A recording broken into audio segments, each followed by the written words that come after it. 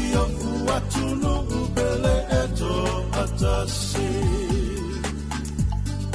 leo leo o Samoa ola uzau tuase ananilo ile pui puinga o Samoa atoa lea tua ia whanga mua mua leo leo atoa lea tua ia whanga mua mua leo leo atoa lea tua ia whanga mua mua.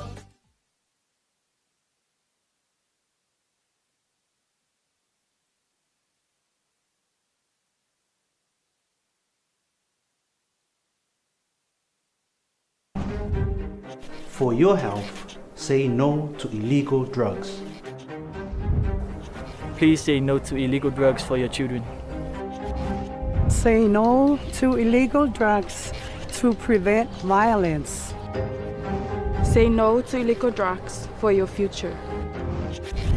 Say no to illegal drugs for a safe Blue Pacific. Be the best you. Say no to illegal drugs. Say no to illegal drugs for your dreams. Samoa, say no to illegal drugs for your family. Samoa le Tunupel, say no to illegal drugs. Say no to illegal drugs for a beautiful Samoa. Samoa, say no to illegal drugs.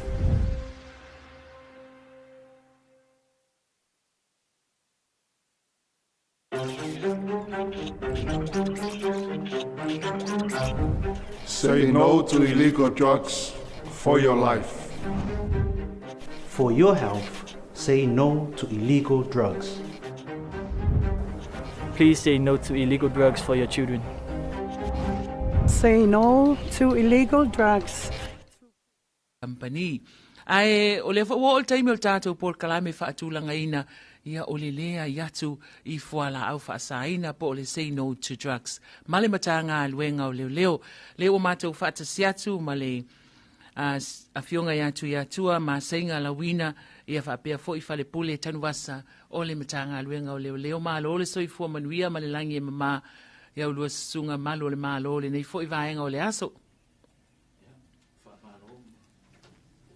Maui o matai o tato po kalame le nei auri e fatalo fatu fo I pa io se o tato tunu e mo titeli se pa ia o ngaiti ia o na tofi le tua e le ngatala I Samoa nei ia tunu mau fa na mau mai nei fa salonga malo le soifo maduia alo le langi matafi alo fa taisa no ia tato wanga ia le tato por kalame o lo so pea I vai aso taitasi ia le tato fa alawi loa lea e pei ona iai fo ile nei vai tau fea ngai malato matanga aluenga ia fa tasi male lango mai pa anga mal tato watunu ia o le tali atu le ai nei me o fala o fa saina ia la fotu ia I lo sunga malo le malo e sau no le tulanga o iai le tato mata upol nei vai aso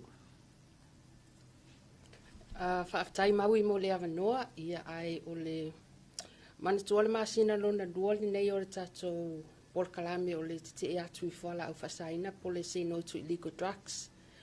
O le masina lal nei ua wha au tu pe ave se wha mamafa I le anawata ua filfilia I le matanga duenga. O le never lose you, you matter. Po o le whasamoa ina wha pia. Au le mai mawina oi, e tā ua oi. So, o le fofuanga po le anawatau ua filfilia I matanga duenga le nei manauti po se autu e wha autu iai le nei masina. Ona o lea yonga tasi lava ma le Paul Kalame fo ilea o le 16 days activism. Lea ta imua iai le matanga duenga o tina mtamaitai. Ia e pe o le tūlanga na e pe o afianga o whala u whasaina nei o lo o tau mawhaile matanga duenga te e atu. Ia pe tau mawhai fo matanga duenga ave se fe au le atu nu ue e te e malusi. O afianga e whai lava sina tū ngā fo ilea e mai mawaile so I fo tangata. Ia ele mai le alo lava le whala u whasaina. E mai lava I tamaiti lai ti se ia pa ia le au sina le atunu ia ua mawai whaamaumau ngolo o waafia I whala au whasahina nei. Ia e pe o le tūlanga na, o le na vatau le na amtanga luenga I le nei masina, o le never lose you, you matter, o le whaasamoa ina. Au le mai mawina oe, o na I whai lava si tāua oe. Malo, whaafitai. Ia, o le tūlanga, e sen mana ia o le whaasamoa ina o le anawa taulea. Aua le mai mawina oe, e tā ua oe, e tā ua tātou umalava. Ia po o a whaaliliu fo I se si tū whaingofie, e tā ua le ola. E tā ua lau soifua, ma lo unei ola. Ia, e mwhaina e sau noa a tui atua I le tūlanga wa I le taimi nei tālu na amatalia le tātou a whaalawi loa lea o le te e atu I whala au whaasaina. O ia ini ilu I tau o whea ngai malo I tau matanga luenga le tau mawhainga o tātou Paul Kalame mo le whaalawi loa le nei. Whaftai mo le whafsiri maui. O le upumoni e whaisi te leo le lango le malo le atunu. E le ngata o awhioanga. E o e kalesia. E se le au whenga wenga tofi le atua. Mo le aerenga ang whaftai fo e mtanga luenga. E me lana whionga le minsta ma le komsina fo e ma le mtanga luenga. Ona ua tele ia e kalesia ua mai ai Paul Kalame. Na talo sanga mai. Ia pe mawhai ona atu le mtanga luenga. E se whaasoa atu tūlanga ia. Mai o le nganga whaafitai le nao na le sapsapaia ma le lango. Ale malo le tato atunu wa le upumoni. Ia o le nganga luenga whai whaatasi. E le mawhai ona mātou a vea le nei pito la am. Ia pe au noa le sosoani mai ma le lango le malo le tato atunu. E Paul Kalame whaalawi loa. Awai pe ona mali e le tau whaamtala atu o le anavitau po le sini o le nei fo I masina. Ia o le whaatau o ina o tangata. Lie. Ia pe ona tātou iai. Ia na whausia tātou e le atua, ilo ona whaatusa. Mai lo le laulang. E tofu a tātou ma le hao ngā. Le whaapea I tātou. Ia o lou mala awina, ma lou mala awina. Ia pe ilo na ie. E tāua. O le pe ona tau a watu le au ngā na I le anga I le tau fia o sauanga I tono aina. I renga o ainga fo ila. Ma le atunu ulau tele. Ona e le mai tau o le matanga luenga. Ia e whaisi pese o le whala o whasa inda o le tasi le vaenga I leilo na sau. Contributing factor o le o nene o sauanga. Ia o le mafua mai o le mafau. Ia ua lua ngia. Whala au whaasaina po le maluana o le aisa. Le tau te whaasamoaina. Ia le whape o le methamphetamine. Ia po le cocaine fo I le si vaenga. O le tamawhai le waku le sini le o le nei masina. E au ngā I le kauwhingo o sauanga. Ona o le ma tele fo I le haafia I o tina ma tamaita. A miso whanau. O ke kalangoa I sootanga I o le whala au whaasaina ma vaenga. Ona o le tup. O longo mai tono mtanga luenga. Ia ua sawaina ia tina tamaita. Ia ai watu le sa ilinga. Ia o le kongu ia. Ma ua ia whala au whaasaina.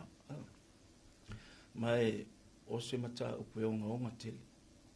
O le ala leo le tau mawhai mtanga luenga. Se furu rua masina o whangasolo Paul Kalame le nei ua masina lona rua le nei. Ia o le talo na nama le whaatau anau mo le ofisa. Nei mtanga luenga. E mo mia le wa o le whala o whasaina. O le afia le tamari angon tangata. Ia ona le taunu leo le wha moe o lo wala awina ma lo wala awina. Whanau ma tupulanga lalo vahoa. Ina ia awane ia tuli le manu le tamaititi le anga I le hauma. Ia taunu. Ai alu wa afia I whala o whasaina. Ia wafsiring ia pe tau lau o wha moe moe. Ia pe o se toi wha popo atu lea. Ar tūlanga I whaafitauli. Ia e loo iai le temi nei whaafitauli wha ngasolonga Paul Kalame. O temi fole nei I le tanga luenga. E fia. E tali atu po ai o e kalesia no mafio. E mo mia I le whaalau iloa. E whaapena matonga nui whaatas. Malo whaafitai sau noa. O le ta ua yo vai ngale na sa no ia a o fanga solo por kalame fa ala wilo o le lango al tato watu nu ai mai se nu ma fio anga awa o le matou nu le na manu le ina wa umali fono la stona ai manu ilo a maua oe le aisa pe maua sta vale o afelo fale pe maua oe e ula le aisa po le ala to inga a ngai o inga e fai ia la watu ia le faasalanga e fai si te leo le tupela watu ia e faasalai ia o le tūlanga na le na ala ina o faafsili i le tūlanga o le e mana o mia foi lau tū matanga luenga le lango a li ma fai pule o afio anga i le tau ma fainga o le fala au le awale fala au faasaina awale ele ngalo ya te au le saunoanga a le sui pale mia a o ile asona te tala ile faala wilo ne mtanga luenga leo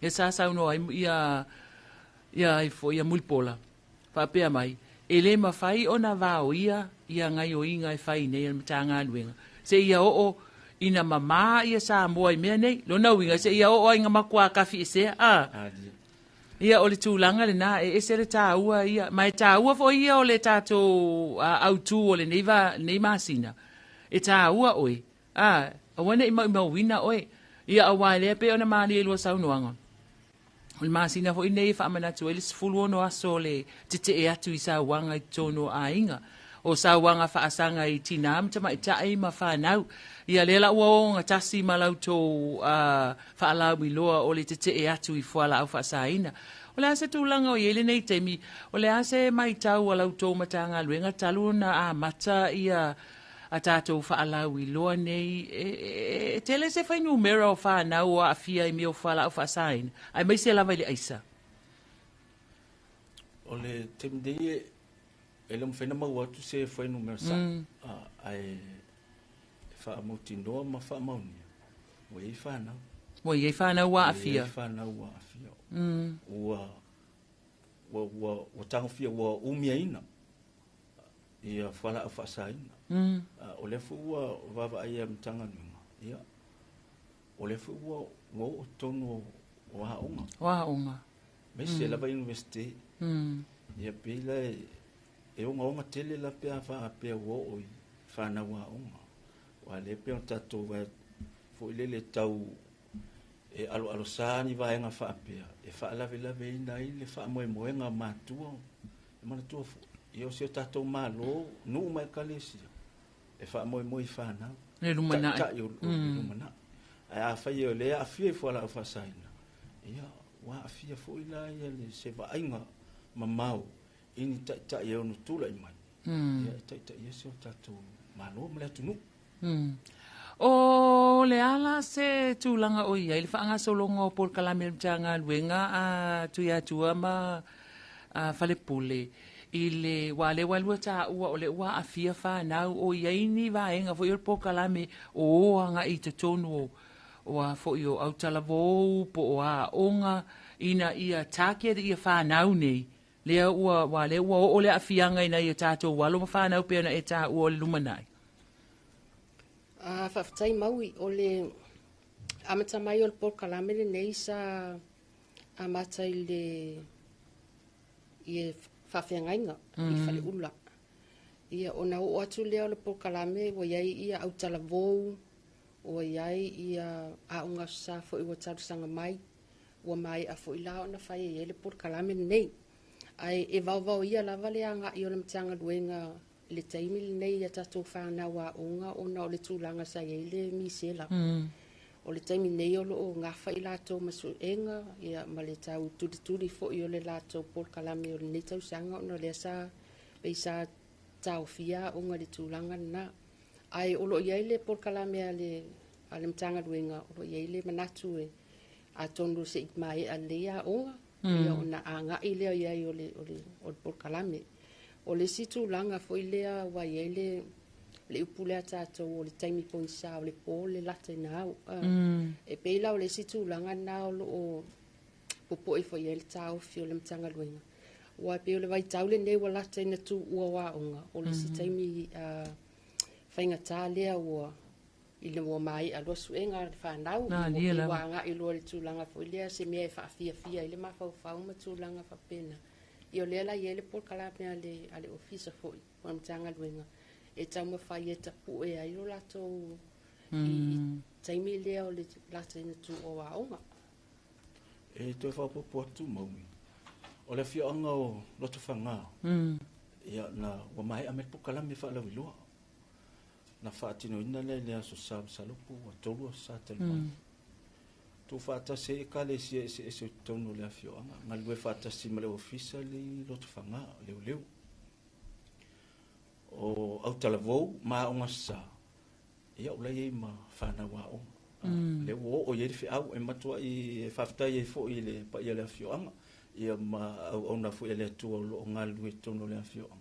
Ia o tali fo i le Paul Kalame e lango sua ai ma nei le tali mai sia fiong o se avano le fo ile o tua ile le fasoa i nai fana ia la o ia no fili le tamatiti ia le o tau na fai o afianga ia o me ia ile tau la o fa moi ia a o nga ilona lumana ole i auto su enga ma fa ma nga tu ia tua i le tūlanga fo i lea mo le tangata. Whawhena na i loa ngō fie wai, o māsani lau tau sila i.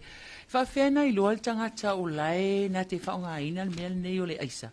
Whala o whaasa aina lea. Ia, o le whawhesili, o le wainga māsani i le mātou mai tanga. Ia, ua suia ia fōlinga ai fōlinga. O le fōlinga o le tangata.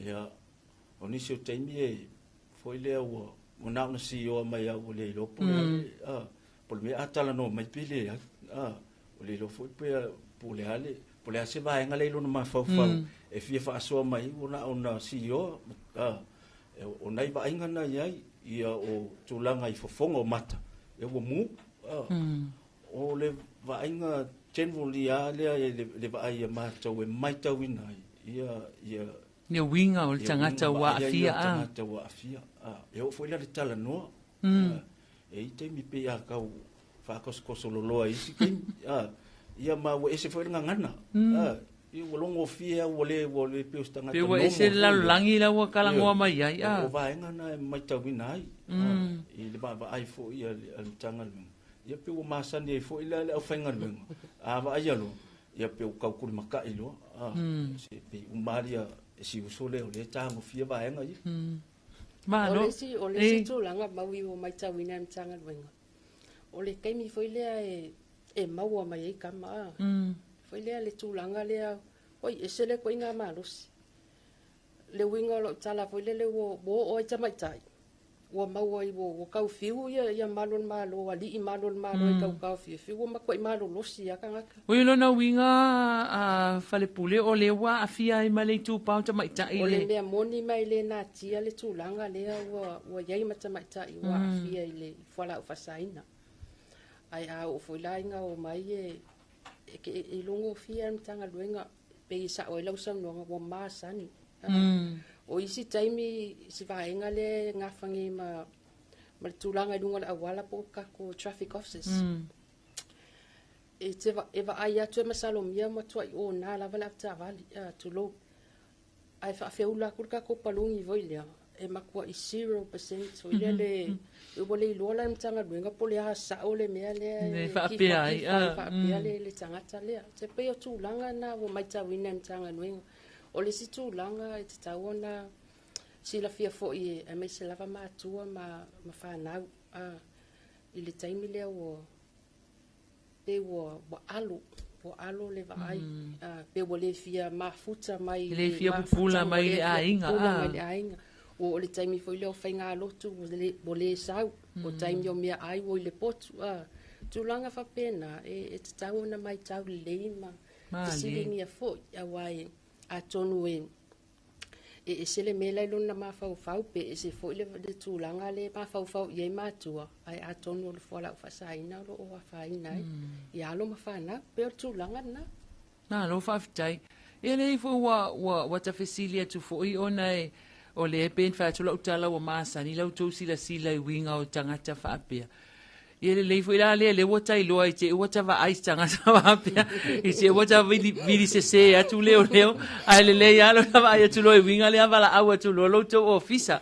Ia ua tato ngā nuenga e a fo I fai fa atasi. Tato ngā lue fa atasi o te tali tonu foi. Ia e le fai ngō fiela u tō ngā luenga o lo tau mawhai nei. Ia ti neia ma ave ese atu mō mea o whala au whaasaina. Ia mai to tonu o le tātou atu nuu. O wale ngata, o le ase mātutua o alo mawhanau, tu ia tua wa whaamauina lau tō matanga luenga ua a fia ili mea nei o le aisa. Paftai mo le whawhesili, o le bao le se fulu ma le fitu tau sama. Wei tamatiti ua whaina, mato le ofisa wa maua, maua ia vaenga ia, wa mulia fo. Ia a kako fuala I le tausanga ia ua whaelo atu ia. A kau ke kirikio le onga le moina ia soi fuanga le panga ko a makamai. I le tāua o le aka me kiki. Ia sia fo ia lo. Lona wala wina mo le ane mea na tā pena I le atua mo ia. Mo le ai I le vaenga. Ia wama I mau atu I a. Ai le nā vaenga. E ia lo tatonu ke lo fo I oe lo finangalo. O le I tuai. Lia lava. To e tā pena seisi la sanga fōng. O e seisi vaenga. Ta puni lea whaitoa. Matala mai le si whaitoa mo le anga I lumana. E whapena le talanoa le nemtanga nuenga. O I lava o la tō whapea lo usai sei tia I le soifuanga I. Le le umalo la lo langi ina. Le si la sanga e te. Le anga whainga e koe me e se mai. Koe solomuri mai kua. Ia koe alu leisi pathway. Ia mau e seisi lumana ia lo o tāpena le tua mo le tangata. O vaenga I tamaitai pe ono fisiringi ia. O ngole aunga le tatou theme o le nei masina. Pe ono sau noa le tamaitai satini. Mua ia I latou tamaitai wa o molia. O whaifoi asi te leo nei tua whawhine foi matina. O le tatalo le taimi nei e awala atu por kalame. Tina matamaitai. Pia lo aunga nei wha moe moe. Ia o lo ieli tiute. A whai o le wa ai e tono ainga. Po ai lava, po o le toa lua, po le tuangane, po o le tamaka. Ia o le li poti mai le ofisa le wha pe wanga le anga ia.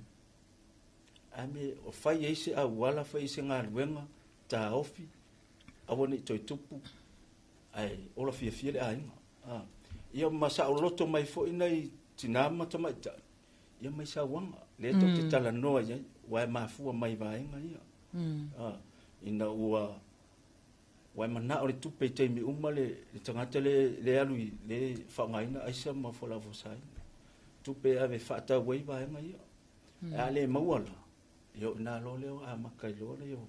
O fe se inga ia. Ia matupu wha lave. E o fo ila le atunu ulau tele. Tato mai tauina. Ia ua atu pulanga tonu al whale ulore saina ma wha mamsia ma. Ia masalu mia vaenga whaapea. O talepe ngā whale ma ngā oi mea tautino. Maua munmuri ifu. E maua uma mai o le whale o la tau ia tango fia vaenga. Ia mea tautino e pe o laptop. Le sa ilia. Ala ua whai whaafitau a inga. Fisu iai. A watu laptop ngā oi tulo. Mai le whala au whaasai. Ia o se vaenga le nā lau tele le tūlanga ua iei nei le tūlanga I whala au whasaina. Ai tā ua le tutu whaatasi le atu nuu atoa. Te e atu I whala au whasaina. Ia ola fia tātou uma. E mise lea tātou whanau. Olo muri mai. Haftai tu ia tua malo saunua. O tau fia tuli loa tua le vaenga lea o whanau. Wa lea na e tā ua. O le se fulu, o le vā o le se fulu anga I se fulu fitu le ua iei whanau wa fia. E mafua mai fea. E mafua mai tono le ainga, po o whaonga e nisi tangata mātutua I mea neu whala au whasaina. Whaina na lua sau nua le tūlanga lea. O le tali atu maui o vaenga umai lua e te sau nua. O ia o lai e whaata I le tama, ua wa ai le atali I le tama lai whai. O atu le tama mana uo tono le whai. Lea lai pe mea pu e atar tamaititi. I mea tupu. Ma le lua. ia o se o e fa o Nani. e anga ia ua nga ia tui tupulanga ia le wafia ma te fu ka muri ko mai ia malwa ko ia o vaenga o mai e lua pia ngo fa fisili ile mai tau o tanga o ia le su enga ia fatin ma no fa ftai o le tatou por kalamela ni fa awa o pea to por kalamela ni wa le fa pea o le tausanga a toa a fa to a fa mai ai le tausanga fo e fa awa o pea to por kalamela to te anga ia tua i tua i nu o mafio anga o ye se fa mo fo ile le ma fa no to a kava ina fio anga malava o le tatou watu nu i tonu o polu masava i pe se ilonga i talo sanga atu i le matanga luenga Faftai, o le nganga na mtanga luenga. Fa so polia umai le atunu. Ai fu ila le talo mai male talia fio anga mai a mise kale sia fu. Pe o le te le lango kale sia. O le ta pena fu isbu kalambe sala fai. Amtanga luenga le sala fai. Community day le official ai vai to mundi. Sa pe to lua yasu. Ia e fa nga so a me fo le ye le fo sanga le ia male fi auta mol mol im tanga nga tulanga fo la fa saina ale ye si e kalesia yo le i se temi fa motino alfa si le fa wa e ko mai aya o ke to porta sanga fo pe audia ye ne po kalame ai fo le manatu pe uma o ke topa le fa pe fa wa pe la nga e tau anka ko kaulungu ia mtato matai tuina ina ia taunu le miti le nei por kalame male elo o anga ia ne ia mamasa mo fala fasaina no faftai ia mana tu la fotu ia nei ia no elo sunga malo malo e to e fa ilo mai ni si va enga o le tato fa ala wi lo mo le sila fia le tato watu no le fa mai e ina tato por kalame ia faftai mau te loele ko ikele se va enga le ua o tatou faasoa i vaega umana mai faalawiloa e faauau-pea le faalawiloa lenei mataga luega le poukalame lenei ia i le vaeaso fou pe aulia o le a ese foi nisi mataupu ae auga lava i vaega pe le ua faamailo atu ia faailoa atu ia le sili autua lenei masina ia e avea ia lenei avanoa e mo le tuailegaga faafetai ia le tatou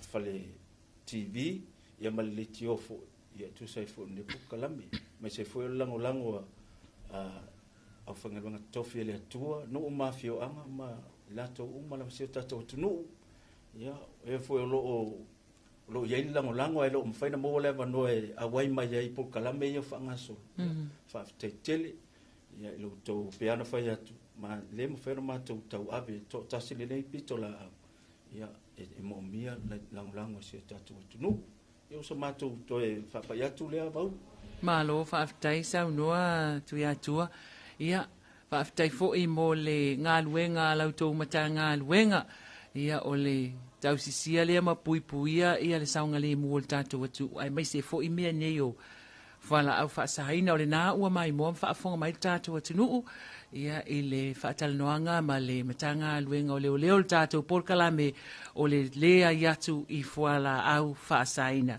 le sunga yatu ma senga lawina fa pe fo i fale pule tanu vasa ia ile fa poponga o tatou por kalame nei vai aso maua se isi la o luma le vai aso fo tatou toi feilo ai ia manuia lava ia tiute o totoyo le nei aso faraile manuia le fa ai unga le vai aso fa so i fo ia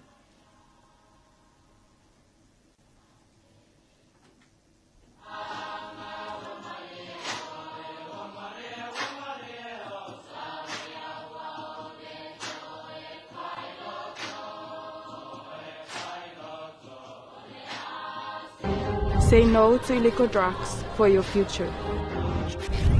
Say no to illegal drugs for a safe Blue Pacific. Be the best you. Say no to illegal drugs. Say no to illegal drugs for your dreams. Samoa, say no to illegal drugs for your family. Samoa le atunupele. Say no to illegal drugs. Say no to illegal drugs for a beautiful Samoa. Samoa, say no to illegal drugs.